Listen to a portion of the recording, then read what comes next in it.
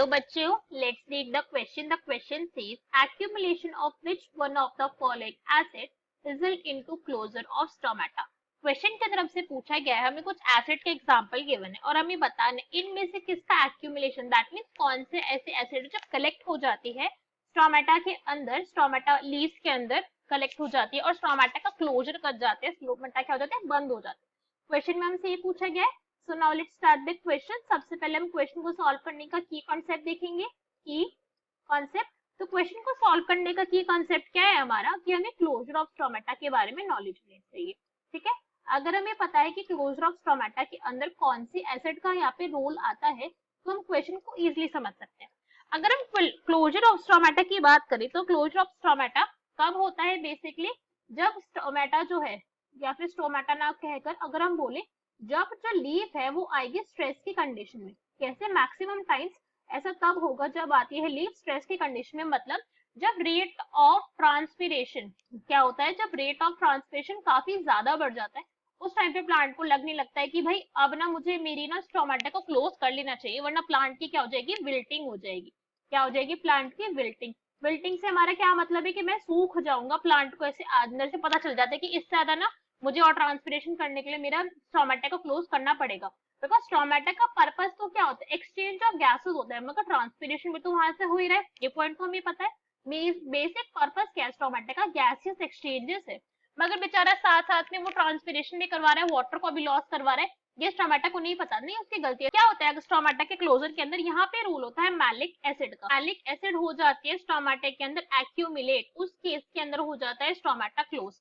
अबे malic acid का बनना कैसे रिजल्ट करता है, इस पॉइंट को हम देखेंगे कि जब भी हम, इस पॉइंट को अब ध्यान से सुनना है, कि जब भी हाइड्रोलिसिस होगी स्टार्च की, क्या होगी, हाइड्रोलिसिस. अब प्लांट स्टार्च तो बनाता है ना भाई, फोटोसिंथेसिस करता है, हमें पता है. तो जब भी हाइड्रोलिसिस होती है स्टार्च की तो फॉर्मेशन होती है किसकी, मैलिक एसिड भी यहाँ पे फॉर्म होता है. तो मैलिक एसिड फॉर्म हो, मैलिक एसिड फॉर्म होगा जब भी हमारा स्टार्च हाइड्रोलाइज करेगा, दैट मीन्स उसका हम ब्रेक डाउन कह सकते हैं, स्टार्च का ब्रेक डाउन होगा तो यहाँ पे मैलिक एसिड की फॉर्मेशन हो जाती है. अभी जो मैलिक एसिड की फॉर्मेशन है ये क्या करती है, डिसोशिएट कर जाता है, मैलिक हो जाता है यहाँ पे डिसोशिएट, दैट मीन्स ब्रेक हो जाता है, ब्रेक डाउन हो जाता है इसका, किसके अंदर, ये डिसोशिएट हो जाता है और फॉर्म कर लेता है हमें पोटेशियम मेलेट. क्या फॉर्म करता है ये, एक another compound which is known as potassium malate. Potassium malate. अब पोटेशियम मेलेट के भाई आने से ऐसा क्या हो गया कि जो स्टोमेटा है बेचारा उसको क्लोज ही होना पड़ गया. यहाँ पे क्या सिचुएशन आ गई, बिकॉज ये जो सब्सटेंस है वो अपने आप में कैसा है, ऑस्मोटिकली एक्टिव है. कैसा है, ऑस्मोटिकली एक्टिव. ऑस्मोटिकली एक्टिव का क्या मतलब हो गया कि यहाँ पे ऑस्मोसिस करवा देगा ये. ऑस्मोसिस करवाने से क्या मतलब है हमारा, कि हाई कंसंट्रेशन ऑफ वाटर, मतलब जहां पर भी वाटर की हाई कंसंट्रेशन होगी उसको ये लूज करवा देगा. ठीक है, हाई कंसंट्रेशन से लो कंसंट्रेशन की तरफ वाटर की यहाँ पे मूवमेंट हो जाएगी.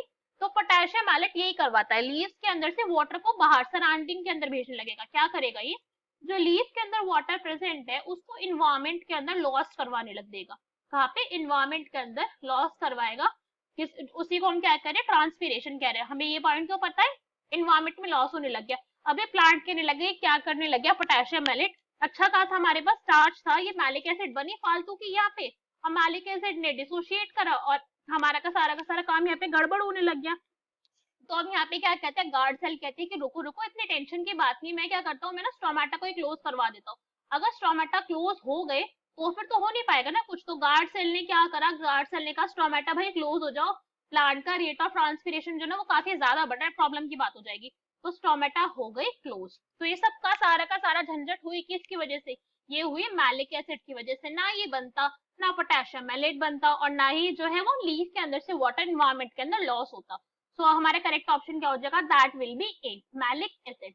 बाकी अगर हम जितने भी ऑप्शन अगर आप रीड करें, aspartic acid, phosphoenol, pyruvic acid and oxaloacetate, इन सब का रोल यहाँ पर नहीं होता. ये एक्चुअली में सारे के सारे क्या है, क्रेब्स साइकिल के इंटरमीडिएट है.